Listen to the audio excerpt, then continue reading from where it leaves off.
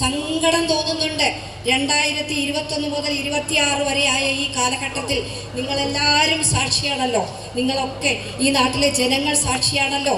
ഒരു ധനകാര്യമന്ത്രിയായി ഇരിക്കുന്ന ഒരു മണ്ഡലത്തിൽ ഇങ്ങനെയാണോ വരേണ്ടത്?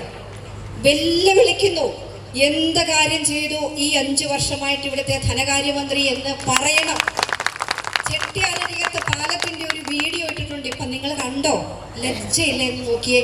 ഇവിടുത്തെ ചാനലുകളിൽ മുഴുവൻ കഴിഞ്ഞ തവണ നിങ്ങളോടൊപ്പം നിന്നുകൊണ്ട് ഞാൻ പറഞ്ഞിട്ടില്ലേ, ചെട്ടിയാരരികത്ത് പാലത്തിന് 10.46 കോടി രൂപ അന്ന് സുധാകരൻ മിനിസ്റ്റർ ഇരുന്നപ്പോൾ പോയി ഇടപെട്ട് വാങ്ങിച്ചു.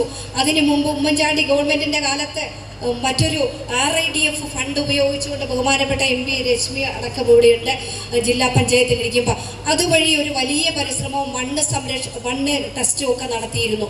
പക്ഷെ അതിലെ ഫണ്ട് വരാൻ പറ്റിയില്ല. പിന്നീട് ഞാൻ വീണ്ടും തുടർന്ന് വന്നു കഴിഞ്ഞപ്പോൾ തീർച്ചയായിട്ടും കിഫ്ബി പദ്ധതികൾ വന്നപ്പോൾ അതിനകത്ത് ഉൾപ്പെടുത്തിക്കൊണ്ട് ആ പാലം പൂർത്തീകരിച്ചതല്ലേ. ചെറിയൊരു മിനുക്കുപണി മാത്രമേ ഉണ്ടായിരുന്നുള്ളൂ. കോവിഡ് വന്നില്ലായിരുന്നെങ്കിലും, അന്ന് പെരുമാറ്റച്ചട്ടം വന്നില്ലായിരുന്നെങ്കിലും അന്നത് ഉദ്ഘാടനം ചെയ്യില്ലേ. ഇപ്പം അതൊരു വലിയ മേനി നടിച്ച് ഇനി ഓരോന്നോരോന്ന് എണ്ണി പറയും. എൻ്റെ മനസ്സിൽ 1 മുതൽ അവസാനം വരെ ചെയ്തിട്ടുള്ളതുണ്ട്. ഇത് വെറുതെ അല്ല, ഹാർഡ് വർക്ക് ചെയ്തിട്ടുണ്ടാക്കിയ കാര്യങ്ങളാണ്. ഞാൻ അക്കാഡമിക് ജീനിയസ് ഒന്നുമല്ല, ഞാൻ നിയമബിരുദാനന്തര ബിരുദം എടുത്തിട്ടുള്ള ഒരു ചെറിയ ആളാണ്. അദ്ദേഹവും അത് തന്നെയായിരിക്കാം. ഞാൻ എന്തുകൊണ്ടാണ് ഇത് പറയുന്നതെന്ന് കൂടുതൽ വിശദീകരിക്കേണ്ടതില്ല. തീർച്ചയായിട്ടും നല്ല ഇടപെടലിലൂടെ ഏത് അധികാരം വന്നാലും സമയബന്ധിതമായിട്ട് മനുഷ്യന് നാട്ടിലേക്ക് ആവശ്യമുള്ള കാര്യങ്ങൾ എത്തിക്കണം. എനിക്കിപ്പോൾ ചിലപ്പോൾ തോന്നാറുണ്ട് ഇവിടെ മുതുകാടിൻ്റെ വലിയ മാജിക് വല്ലതും നടക്കുന്നുണ്ടോ എന്ന്. എന്തെന്നറിയോ, നേരത്തെ ആരോ ഇവിടെ സൂചിപ്പിച്ചല്ലോ, ഇവിടെ ബസ് സ്റ്റാൻഡ് വരുന്നു എന്ന്. ഇവിടുത്തെ ഒരു കൗൺസിലറുടെ ഉൾപ്പെടെ ഉള്ള വീഡിയോ നിങ്ങളൊന്ന് നോക്കിക്കോ. ഇവിടുത്തെ മീഡിയയിൽ കൂടെ വരുന്നുണ്ട്, കാണുന്നുണ്ട്. ഞാനും വിചാരിച്ചടാ ഈ ഒരു 1-2 മാസം കൊണ്ട് എങ്ങനെയാണ് എയർപോർട്ട് പോലെ ഒരു ബസ് സ്റ്റാൻഡ് ആക്കുക എന്ന്. പിന്നെ ഇന്നലത്തെ ബഡ്ജറ്റിൽ ഞാൻ കണ്ടിരുന്നു, ഇവിടെ നേരത്തെ സൂചിപ്പിച്ച പോലെ ഡ്രോൺ പാർക്കും ഹെലിപ്പാഡും ഒക്കെ വരും. നല്ല കാര്യമാണ്.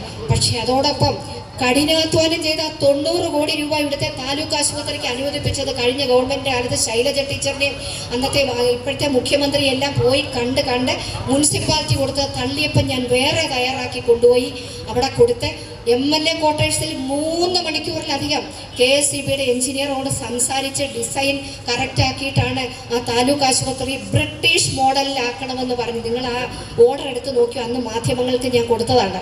ആ തീർന്നത് ഉദ്ഘാടനം ചെയ്തു. ബാക്കി അവിടെ പൊടിച്ചിട്ടേക്കുവാണേ.